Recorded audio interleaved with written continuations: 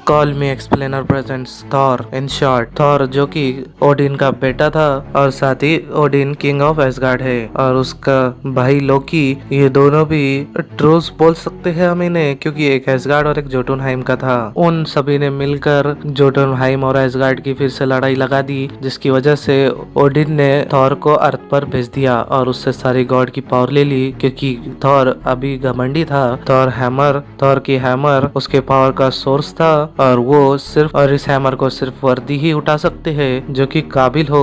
Thor को उसके hammer से भी सेपरेट कर दिया गया। इस हैमर को शील्ड ने ढूंढ लिया था और थॉर को जेन फॉस्टर ने और साथ ही डॉक्टर एरिक ने ढूंढ लिया था। थॉर ने हैमर को वापस लेने के लिए मैनेज किया, मगर फिर भी वो इसके लिए नाकामयाब रहा उसके हैमर को उठाने में, क्योंकि वो वर्दी नहीं था। अभी एसगार्ड में बताया गया लोकी को ये पता चला कि वो एडॉप्टेड है। ओडिन जब अपने डीप स्लम्बर में गया तब लोकी ने उस थ्रोन पर कब्जा कर लिया, लेकिन थॉर के दोस्तों को ये बिल्कुल पसंद नहीं आया और उन्होंने गेटकीपर यानी जो कि बाइफ्रोट्स कंट्रोल करता था हेमडाल से बात की और उन्हें अर्थ पर भेजने के लिए कहा। लोकी को इसके बारे में पता चल गया और उसने डिस्ट्रॉयर को उन्हें मारने के लिए अर्थ पर भेज दिया और साथ ही थॉर को किल करने के लिए। डिस्ट्रॉयर ने थॉर के फ्रेंड्स को हरा दिया, लेकिन थॉर ने अपने आप को सेक्रीफाइस करके उसके सामने रख दिया कि मेरे दोस्तों को छोड़कर तुम मुझे मार दो, जिसकी वजह से वो वर्दी हो गया और उसका हैमर उसके पास वापस आ गया। और तभी थॉर ने डिस्ट्रॉयर को डिस्ट्रॉय कर दिया और एसगार्ड वापस आ गया और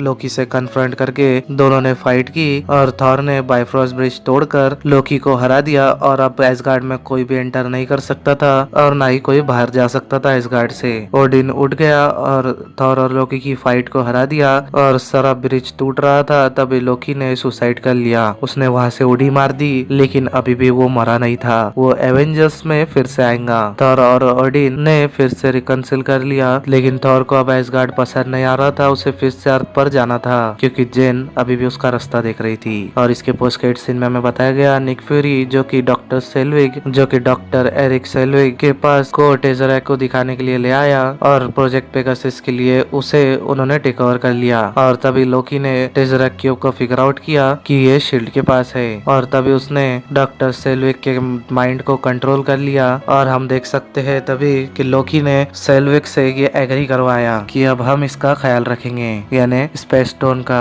और ये फिल्म के एंड में दिखाया गया।